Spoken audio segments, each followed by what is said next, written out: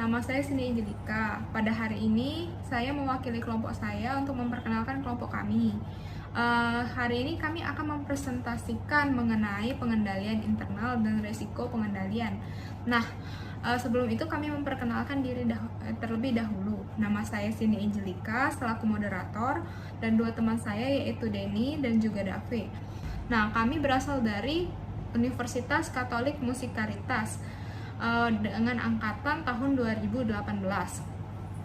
Nah, kita lanjut yang ke pertama, pengendalian internal.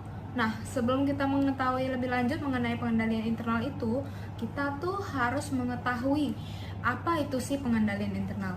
Nah, pengendalian internal itu adalah penggunaan semua sumber daya perusahaan untuk meningkatkan, mengarahkan, mengendalikan, dan mengawasi berbagai aktivitas dengan tujuan untuk memastikan bahwa tujuan tersebut, perusahaan tersebut tercapai. Nah, ini nih pengendalian internal ini nih harus dibarengin dengan sesuatu yang dapat membuat perusahaan itu mencapai tujuannya. Nah, selanjutnya kita masuk ke tujuan pengendalian internal. Tujuan pengendalian internal itu yang pertama reliabilitas laporan keuangan, di mana manajemen tuh harus bertanggung jawab dalam menyiapkan laporan keuangan bagi investor, kreditor, dan pengguna lainnya. Nah, di sini manajemen mempunyai kewajiban hukum dan profesional untuk menjamin bahwa informasi telah disiapkan sesuai standar laporan, yaitu dengan prinsip akuntansi dan yang berlaku secara umum. Nah, kita tuh harus melakukan pelaporan keuangan itu tuh harus berdasarkan pada standar laporan keuangan yang baik lah ya. Terus yang kedua itu efisiensi dan efektivitas operasi. Pengendalian dalam suatu organisasi itu tuh alat untuk mencegah kegiatan dan pemborosan yang tidak perlu dalam segala aspek usaha, atau untuk mengurangi penggunaan sumber daya yang tidak efektif dan efisien. Nah, pengendalian internal itu kan kita kan mengatur di bagian dalam perusahaan. Nah, ketika kita mengatur dalam perusahaan itu, ya kita harus mempunyai tujuan tersebut kan, karena kita tuh nggak mau kalau perusahaan itu tuh kita tuh nggak mau dia tuh kayak berantakan kayak gitu, nggak ada arah kayak gitu. Jadi kita tuh harus meningkatkan efisien dan efektivitas di perusahaan tersebut agar kita tuh ya kalau bisa dibilang tuh ya terarah lah ya. Selanjutnya tujuan ketiga yaitu ketaatan pada hukum dan peraturan. Tentu dong ini harus dilakukan. Pengendalian internal yang baik itu tidak hanya menyediakan perangkat peraturan lengkap dan sanksinya saja, tapi dia tuh juga harus ditaati. Nah, pengendalian internal yang baik itu akan mampu mendorong setiap personal, di mana di personal ini adalah karyawan dalam perusahaan tersebut, untuk dapat mematuhi peraturan yang sudah ditetapkan dan berkaitan erat dengan akuntansi. Contohnya seperti UU Perpajakan dan UU Perseroan Terbatas.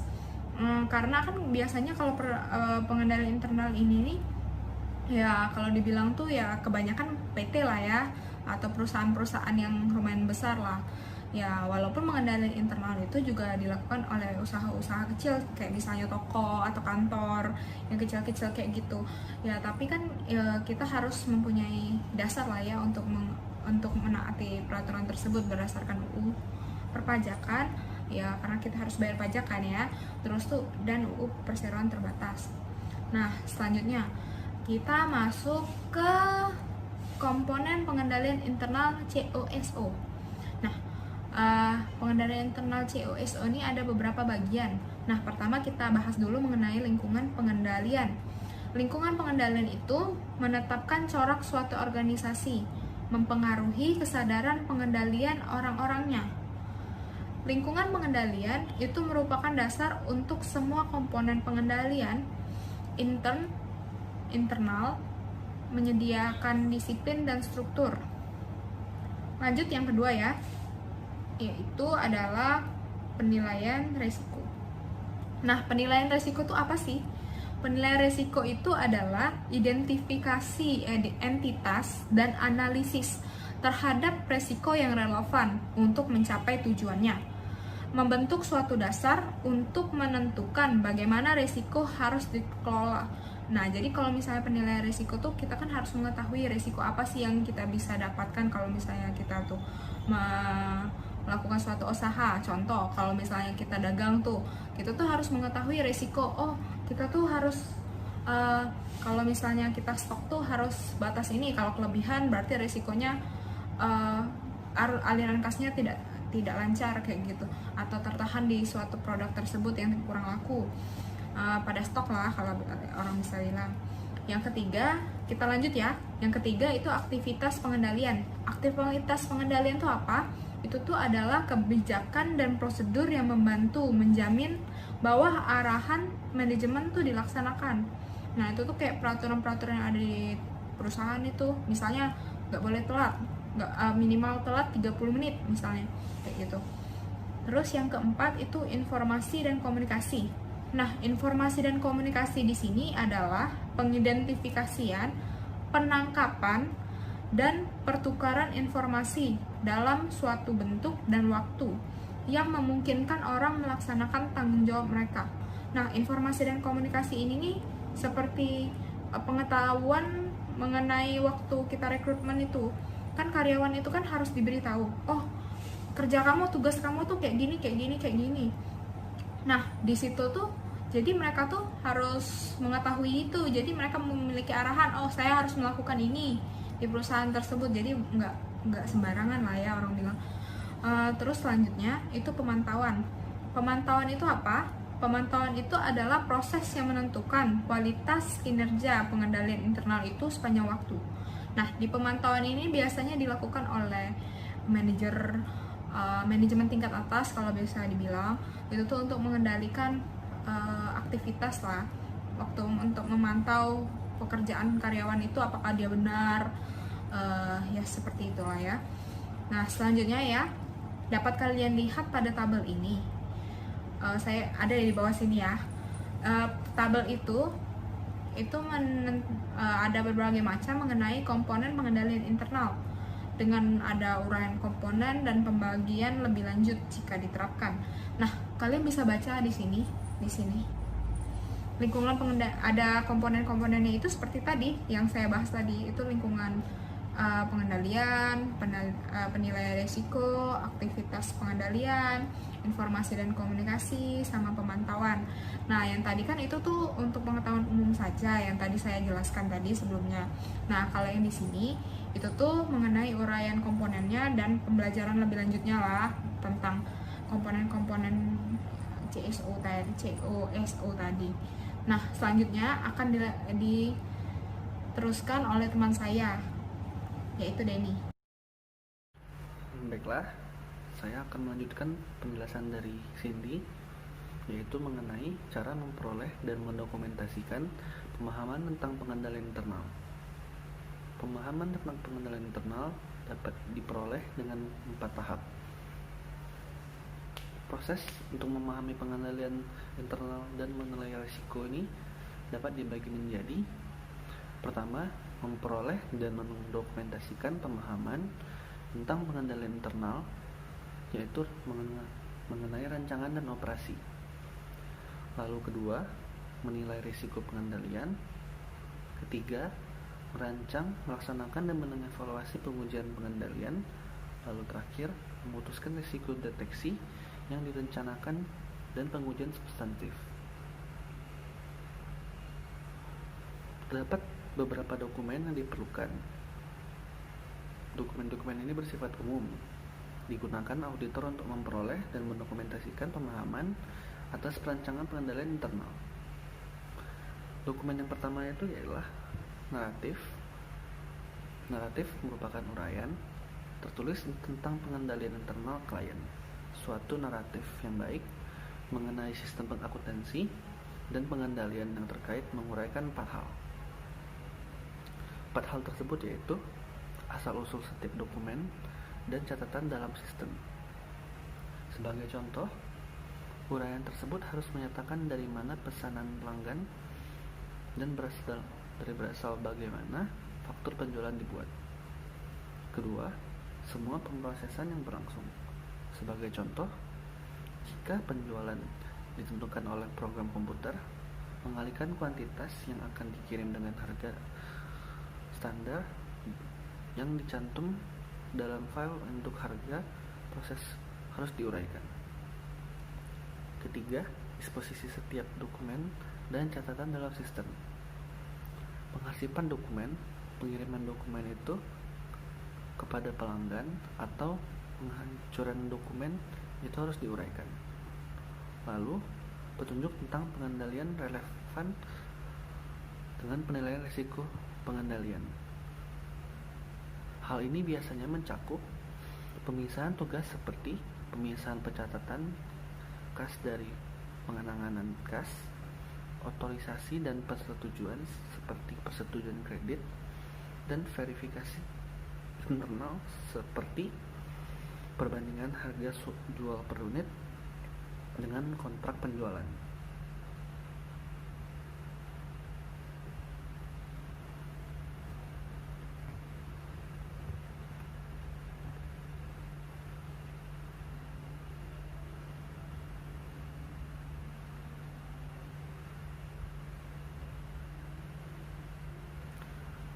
Dokumen yang kedua yaitu bagan arus.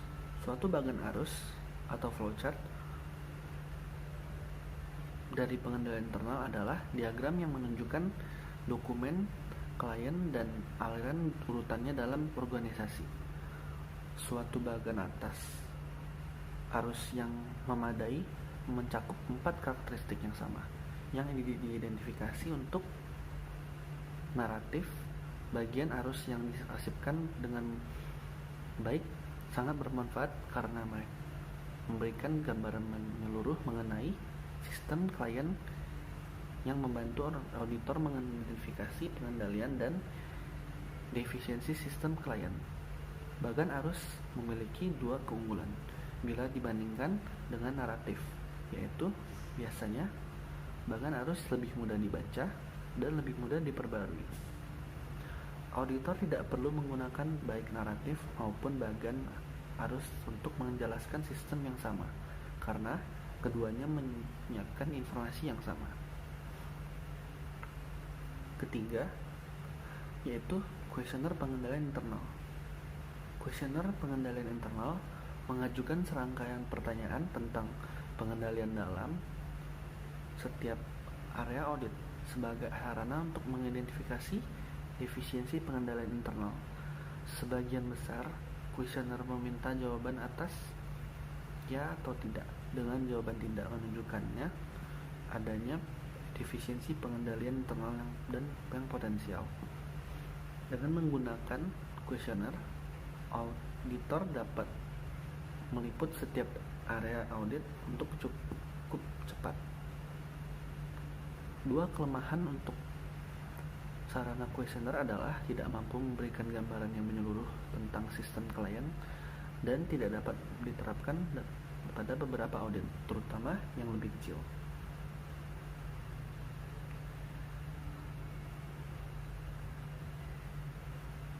Kemudian, bagian selanjutnya ialah menilai risiko pengendalian.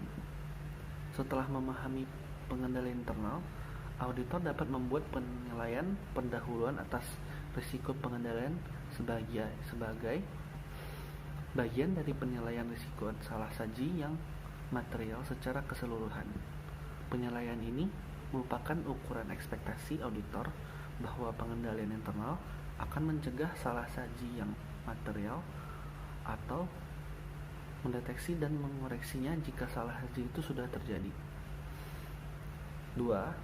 Yaitu penggunaan matriks risiko pengendalian. Banyak auditor menggunakan matriks risiko pengendalian atau control risk matrix untuk membantu proses penilaian risiko pengendalian. Tujuannya adalah menyediakan cara yang mudah untuk mengatur penilaian risiko pengendalian bagi setiap audit dengan mengacu pada tujuan-tujuan audit yang sudah ditetapkan. Tata cara pembuatan matriksnya itu mengidentifikasi tujuan audit. Langkah pertama dalam penilaian adalah mengidentifikasi tujuan audit untuk kelas transaksi, saldo akun, serta penyajian dan pengungkapan yang akan dinilai. Hal ini dilakukan untuk kelas-kelas transaksi dengan menentukan tujuan audit khusus yang berlangsung.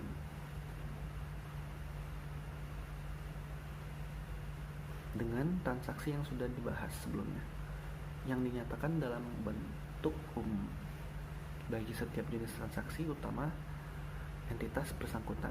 Sebagai contoh, auditor menilai secara terpisah tujuan keterjadian untuk penjualan dan menilai secara terpisah tujuan kelengkapan. Kedua, mengidentifikasi pengendalian yang ada. Selanjutnya, auditor menggunakan informasi yang telah dibahas pada bagian terdahulu mengenai perolehan dan pendokumentasian pemahaman atas pengendalian internal untuk mengidentifikasi pengendalian yang berperan dalam mencapai tujuan audit yang berhubungan dengan transaksi. Salah satu cara yang dapat ditempuh auditor untuk melakukan hal ini adalah mengidentifikasi pengendalian guna memenuhi setiap tujuan. Sebagai contoh, auditor dapat menggunakan pengetahuan tentang sistem klien untuk mengidentifikasi pengendalian yang mungkin akan mencegah kekeliruan atau kecurangan dalam tujuan audit keterjadian yang berhubungan dengan transaksi. Hal yang sama dapat dilakukan untuk semua tujuan lainnya. Auditor juga akan dibantu jika menggunakan kelima aktivitas pengendalian, yaitu pemisahan tugas, otorisasi yang tepat, dokumentasi, dan pencatatan yang memadai, pengendalian fisik atas aset yang dicatat, serta pengendalian independen atas kinerja. Sebagai pengingat pengendalian sebagai contoh, apakah ada pemisahan tugas yang memadai dan bagaimana hal itu tercapai? Apakah transaksi diotorisasi dengan tepat? Apakah dokumen yang dipernomori telah dipertanggungjawabkan dengan tepat? Apakah file dokumen terpenting dibatasi?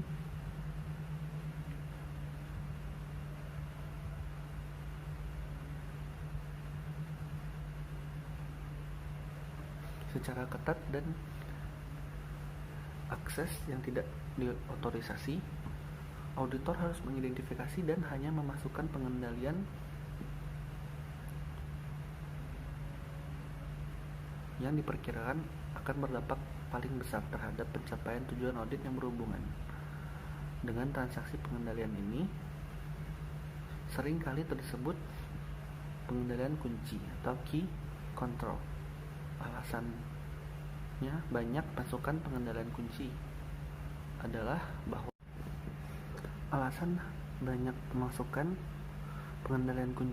bahwa pengendalian ini sudah mencukupi untuk mencapai tujuan audit yang berhubungan dengan transaksi, di samping memungkinkan efisiensi audit. Kemudian menghubungkan pengendalian dengan tujuan auditing terkait. Setiap pengendalian akan memenuhi satu atau lebih tujuan audit yang terkait. Bagian matriks digunakan untuk menunjukkan bagaimana setiap pengendalian berperan dalam mencegah mencapai satu atau lebih tujuan audit yang berhubungan dengan transaksi. Huruf C dimasukkan dalam setiap sel di mana pengendalian memenuhi bagian atau semua tujuan. Matriks risiko pengendalian yang serupa akan dilengkapi untuk tujuan audit yang berhubungan dengan saldo serta yang berhubungan dengan penyajian dan pengungkapan. Kemudian, mengidentifikasi dan mengevaluasi defisiensi. Pengendalian defisiensi yang signifikan dan kelemahan yang material.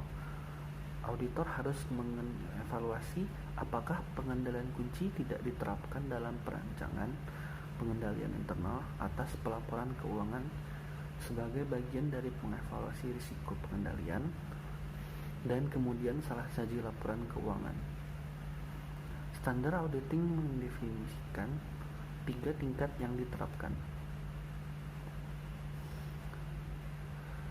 Yang pertama, defisiensi pengendalian.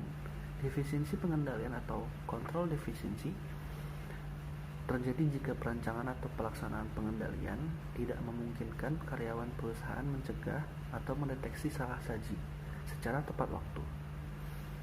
Defisiensi perancangan terjadi jika pengendalian yang diperlukan tidak ada atau tidak dirancang dengan baik. Defisiensi operasi terjadi jika pengendalian yang dirancang dengan baik tidak berjalan seperti yang dirancang, atau jika orang yang melaksanakan pengendalian tidak memiliki kualifikasi atau kewenangan yang memadai. Kedua, defisiensi yang signifikan. Defisiensi yang signifikan atau signifikan defisiensi terjadi jika ada satu atau lebih defisiensi pengendalian yang jauh lebih kecil ketimbang kelemahan material di bawah yang diterapkan, tetapi cukup penting untuk diperhatikan oleh pihak yang bertanggung jawab atau mengawasi laporan.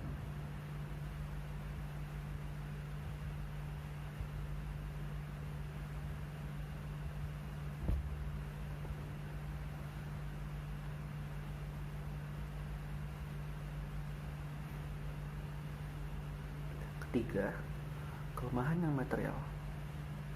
Kelemahan yang material atau material weakness terjadi jika defisiensi yang signifikan secara sendiri atau bersama-sama dengan defisiensi yang signifikan lainnya mengakibatkan kemungkinannya lebih kecil bahwa pengendalian internal tidak akan mencegah atau mendeteksi salah saji yang material dalam laporan keuangan secara tepat waktu.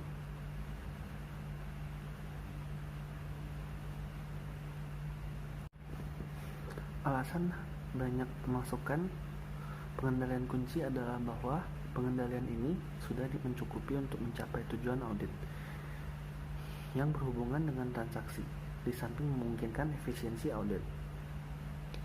Kemudian, menghubungkan pengendalian dengan tujuan auditing terkait. Setiap pengendalian akan memenuhi satu atau lebih tujuan audit yang terkait. Bagian matriks digunakan untuk menunjukkan bagaimana setiap pengendalian berperan dalam mencegah mencapai satu atau lebih tujuan audit yang berhubungan dengan transaksi. Huruf C dimasukkan dalam setiap sel di mana pengendalian memenuhi bagian atau semua tujuan. Matriks risiko pengendalian yang serupa akan dilengkapi untuk tujuan audit yang berhubungan dengan saldo serta yang berhubungan dengan penyajian dan pengungkapan. Kemudian, mengidentifikasi dan mengevaluasi defisiensi.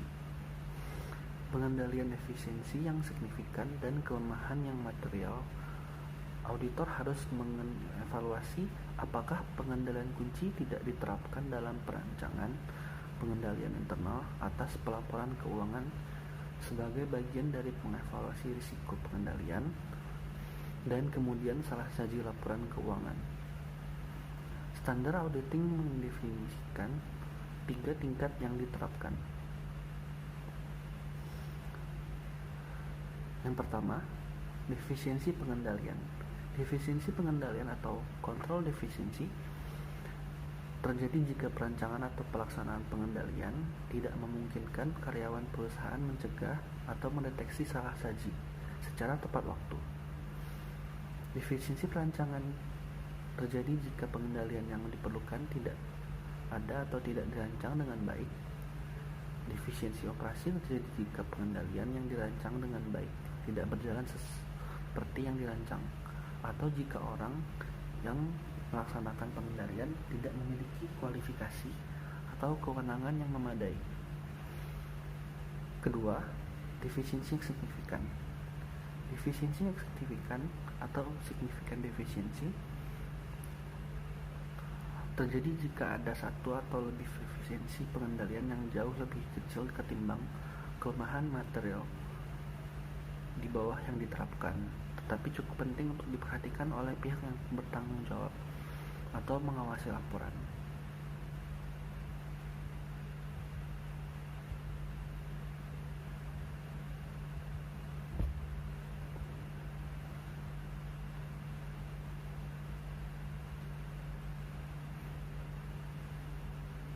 3. Kelemahan yang material.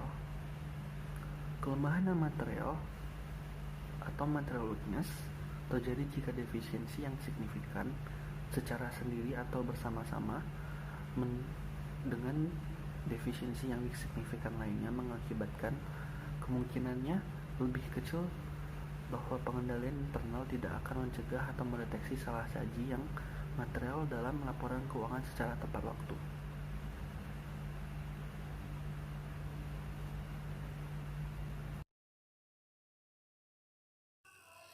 Baiklah, saya akan melanjutkan penjelasan dari kedua teman saya tadi.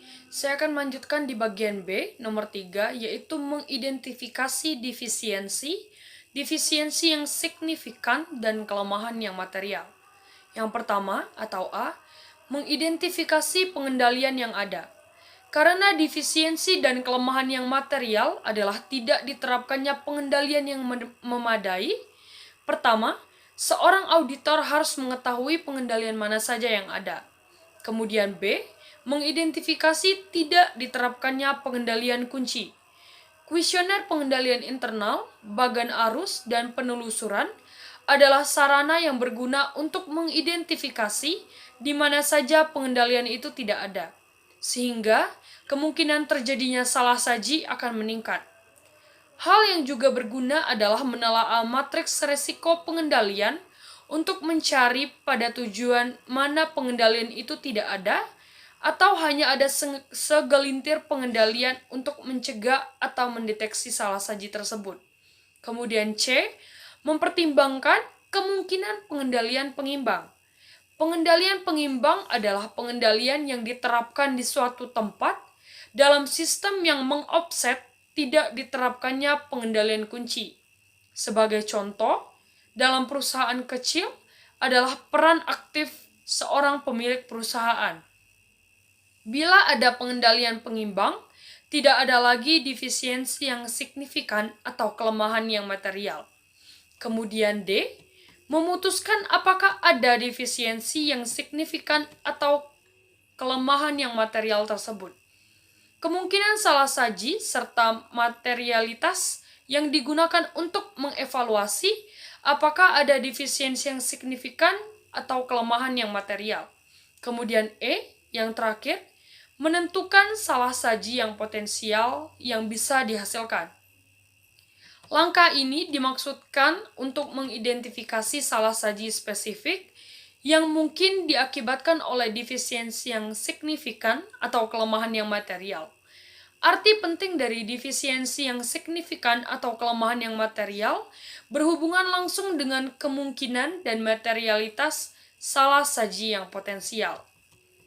Selanjutnya, kita akan memasuki bagian B, nomor 4, yaitu adalah pengujian pengendalian. Prosedur untuk menguji efektivitas pengendalian dalam mendukung penilaian resiko pengendalian yang lebih rendah yaitu A, mengajukan pertanyaan kepada personil klien yang tepat. Walaupun pengajuan pertanyaan bukan merupakan sumber bukti yang sangat andal tentang pelaksanaan pengendalian yang efektif, tetapi prosedur ini masih sangat sesuai. Kemudian B, memeriksa dokumen catatan dan laporan. Banyak pengendalian yang meninggalkan jejak yang jelas berupa bukti dokumenter yang dapat digunakan untuk menguji pengendalian tersebut. Kemudian C, mengamati aktivitas yang terkait dengan pengendalian. Beberapa pengendalian tidak meninggalkan jejak bukti, yang berarti di kemudian hari tidak mungkin memeriksa bukti bahwa pengendalian itu telah dilaksanakan. Kemudian D, itu adalah melaksanakan kembali prosedur klien. Ada juga aktivitas yang terkait dengan pengendalian yang memiliki dokumen serta catatan, tetapi isinya tidak mencukupi untuk mengakomodasi tujuan auditor menilai apakah pengendalian telah berjalan secara efektif. Demikianlah penjelasan dari kelompok kami. Terima kasih. Kami meminta maaf jika ada kesalahan dalam pengucapan ataupun dalam kata-kata.